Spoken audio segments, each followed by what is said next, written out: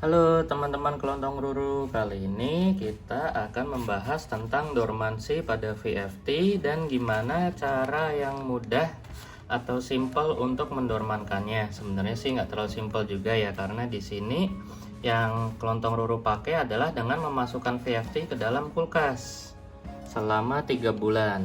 Ini adalah VFT yang sudah dimasukkan ke kulkas dari tanggal 11 Desember 2020.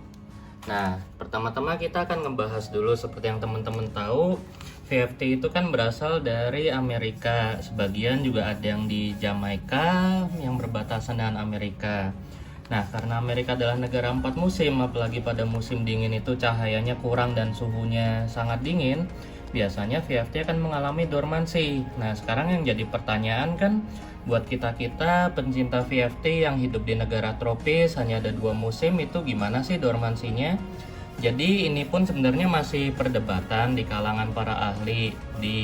Menurut para ahli di Amerika pun itu sebenarnya memicu dormansi dari VFT itu adalah cahaya, bukan suhu. Selama ini kita kan berpikir rata-rata suhu ya, tapi kalau menurut pengamatan saya selama ini, mungkin di negara tropis seperti kita, cahaya pun belum tentu jadi faktor utama. Jadi kalau menurut saya itu perubahan suhu yang mendadak, baik dari segi pencahayaan, misalkan cahayanya jauh lebih panas atau cahayanya jauh lebih berkurang, atau kemudian juga ada perubahan suhu jadi lebih dingin, lebih panas, itu juga berpengaruh ke dormansi VFT di tropis. Jadi kemungkinannya ada 2 ya, antara suhu atau cahaya. Iya betul. Kalau di habitat aslinya tentu suhu dingin yang memicu. Tapi kalau dari pengalaman dan seperti yang kita tahu, VFT itu kan sebenarnya spesiesnya cuma satu, Dionaea muscipula. Tapi yang kita pelihara banyak variannya itu kan kultivarnya. Nah, mungkin teman-teman juga udah pada tahu kalau tiap kultivar itu kelakuannya berbeda, sifatnya juga berbeda, kecepatan pertumbuhannya juga berbeda, bahkan kemauan dormansinya juga beda-beda. Ada yang gampang rewel dormansi, ada yang udah bertahun-tahun. Kalau di pengalaman kelontong Ruru itu ada yang 2-3 tahun nggak dorman. Itu biasanya di tipe-tipe bandel seperti B52 atau Big Mouth. Nah, sekarang ciri-ciri VFT dorman gimana sih? Nah, ini kan udah mau masuk kemarau atau pancaroba nih, udah mau di bulan Mei. Nah, ini VFT yang udah melewati musim hujan kemarin, yang semestinya kalau di alam kan sekitar Desember, Januari itu musim salju. Tapi ini masih sehat nih, bisa kelihatan kan tuh hijau semua, trapnya nggak ada yang menghitam, pertumbuhannya juga bagus. Nah, sekarang kita lihat VFT yang ini. Tuh trapnya tumbuhnya jadi jarang-jarang, terus juga suka banyak yang menghitam ujung trapnya. Ini juga bahkan di pangkalnya pun juga menghitam. Ini nanti akan kami dormankan. Nah, sekarang gimana sih cara dormaninya? Nah, persiapannya cukup gampang, cuman tinggal bongkar aja dari potnya. Kemudian sembari kita cek kayak gimana kesehatan umbinya, karena bisa juga trapnya menghitam segala macam itu bukan karena minta dorman, tapi karena ada hama ya atau pes. Nah, kita cek, biasa ada kutu putih atau spider mites, tapi kalau kita cek seperti ini nggak ada, itu biasanya mereka minta dorman. Kemungkinannya berarti cuma 2 itu aja ya? Iya, biasanya sih kalau atau ada pes. soalnya kalau di kelontong Ruru itu kan rata-rata VFT-nya indoor. Jadi kemungkinan kena hama itu sangat jarang. Nah, bisa kita lihat di sini tuh akarnya sehat semua, nggak ada kutu putih, atau kita lihat di tangkai-tangkai daunnya juga nggak ada spider mites ya yang biasanya sering nyerang VFT. Nah, buat dormanin kita bersihin aja bagian-bagian yang udah menghitam.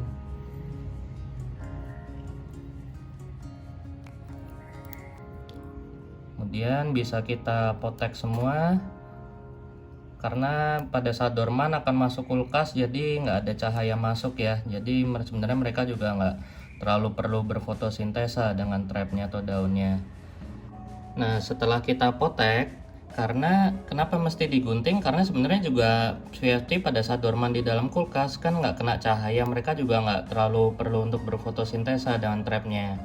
Nah, terus kan yang suka bikin teman-teman bingung tuh, gimana sih cara masuknya ke kulkas? Gimana cara VFT bisa bertahan berbulan-bulan di dalam kulkas gitu? Kan suka nggak ada bayangannya. Nah, ini kelontong Ruru mau kasih nih tipsnya. Kalau dari kelontong ruru, caranya setelah VFT dipersiapkan untuk dorman seperti ini, kalau kelontong ruru biasanya tetap pakai media lamanya untuk membungkus akar. Cuman media lamanya ini udah disemprot terlebih dahulu dengan larutan pisan. Pisan ini sifatnya selain sebagai anti alga juga anti patogen lainnya seperti jamur, bakteri, dan virus. Nah, kenapa kelontong ruru lebih prefer pakai media lamanya tapi disemprot pisan? Karena biasanya akarnya pun ya kalau kepercayaan kelontong ruru juga udah lebih adaptasi lah di media lamanya. Jadi daripada kita pakai media baru yang belum tentu mikrobiotanya juga sama dan juga bisa membuat lebih stres. Jadi kelontong ruru lebih suka pakai media lama yang udah disemprot pisan, tapi kita bikin keringnya itu jangan terlalu basah ya. Kita agak keringin, kita peres sedikit. Nah, kira-kira segini nih teksturnya. Nggak kering banget, tapi juga masih ada airnya. Nah, kemudian tinggal akarnya kita bungkus pakai moss tersebut. Kita bungkusnya juga cukup bungkus seadanya ya, nggak perlu sampai diteken banget. Yang penting akarnya terbungkus sphagnum moss, cuman jangan terlalu padat gitu. Ini berarti nggak perlu semuanya ya? Iya, jadi bagian umbi sama akarnya aja. Maksudnya ini trapnya nggak perlu dipotong semua ya? Sebenarnya sih dipotong semua juga nggak apa-apa. Ini akan kelontong ruru kasih lihat seperti ini yang udah siap kami bangunkan. Udah dari bulan Desember. Nah, jadi kan di sini lebih jelas nih gambarannya kayak apa. Ini jenisnya adalah VFT Switzerland Giant sama B52 yang akhirnya setelah 2 tahun lebih minta dorman. Nah, bisa kita lihat nih di sini medianya pun masih media lama, udah nggak media sphagnum baru. Dan karena udah dari bulan Desember, jadi itu kan berarti udah sekitar 4 bulan ya, hampir kira-kira. Nah, bisa kita lihat nih di sini ciri-cirinya. Kadang kan teman-teman bingung. Terus kapan mesti ngeluarin VFT-nya dari kulkas setelah dimasukin? Nah, jadi seperti yang tadi udah kelontong ruru jelasin, itu tiap kultivar juga beda-beda sendiri mintanya. Ada yang cepet bangunnya, ada yang lama. Nah, cuman kalau kelontong ruru sih biasa ya patokannya sekitar 3-4 bulan aja cukup. Teman-teman kelontong ruru ada yang cuma 2 bulan juga. Nah, kalau kami sih ngelihatnya ini bisa kita lihat nih. Tadinya kelontong ruru gunting semua trapnya. Tapi setelah 3 bulan kelontong ruru keluarin dari kulkas, taruh di kamar ber-AC, kemudian diamatin tuh. VFT-nya udah mulai keluar trap baru. Ini berarti dia udah mulai bisa bangun dari dormansinya. Makanya mau kelontong ruru keluarin untuk membangunkan dia dari dormansinya. Bisa kita lihat. Jadi walaupun cuma dibungkus moss seadanya, nggak terlalu padat juga masih relatif sehat sama bagus ya tuh umbinya juga. Kemudian nih sisa dari permintaan dorman kemarin nih banyak umbi yang udah membusuk atau menghitam.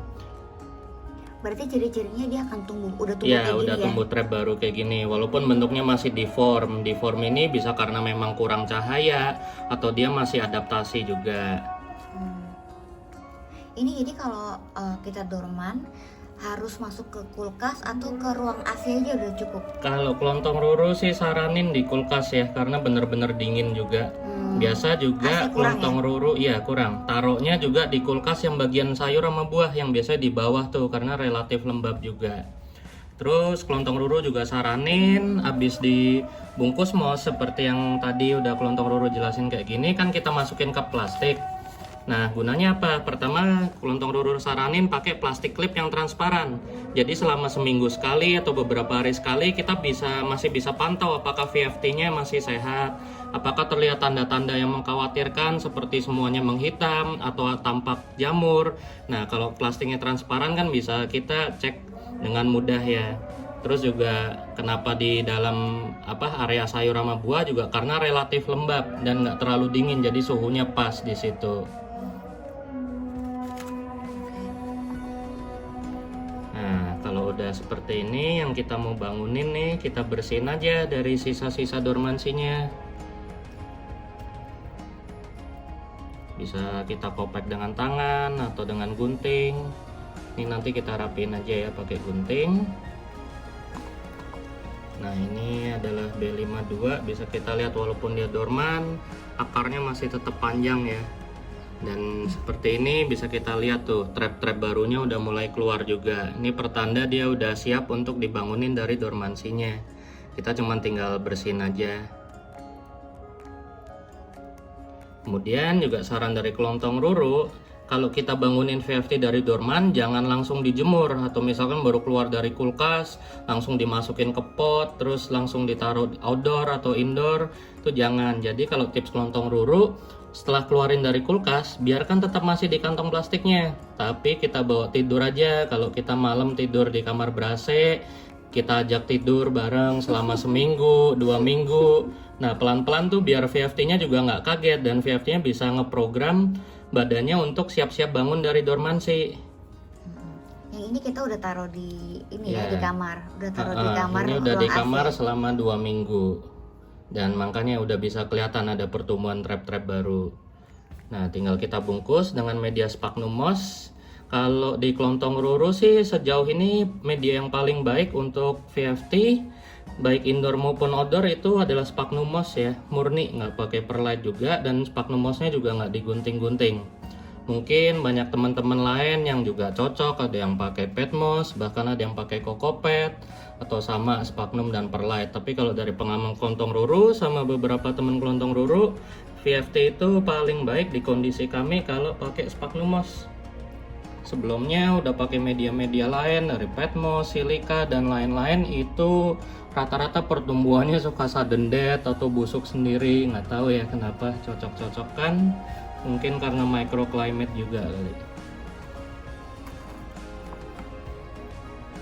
Nah, ini sphagnum moss baru yang kita udah bilas pakai air amidis, kemudian kita microwave juga, sama kita peras 1-2 kali untuk menghilangkan sisa-sisa TDS atau patogen atau gulma.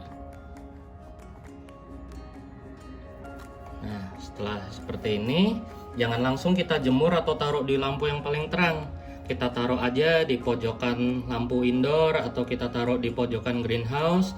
Kemudian secara periodik, misalkan seminggu, kita mulai geser bertahap-tahap ke sisi yang lebih terang lagi. Oke, selamat mencoba. Kalau mungkin masih ada yang kurang jelas, bisa tanyakan di bagian komen.